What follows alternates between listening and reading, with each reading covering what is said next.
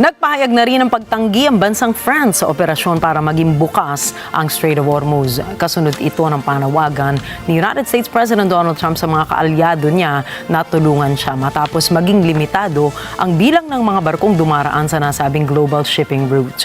Si Bernhard Gonzaga para sa balita. Hindi sasali ang France sa operasyon para subukang buksan ang Strait of Hormuz.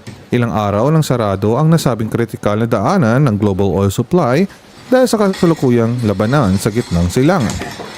Ayon kay Macron, hindi partido ang France sa sigalot kaya hindi ito makikisawsaw sa operasyon para buksan o palayain ang shipping corridor. Sa halip, tulad ng Germany, sinabi ni Macron na nakatuon ng France sa diplomasya at sa pagpaplanong bumuo ng koalisyon na titiyak sa kalayaan ng division pagkatapos ng digmaan. Hawak ng Strait ang 20% ng global oil shipments. Bunsod ng kasalukuyang gambala, nagsimula ng tumaas ang presyo ng petrolyo sa iba't ibang bansa kasabay ng kakulangan ng supply.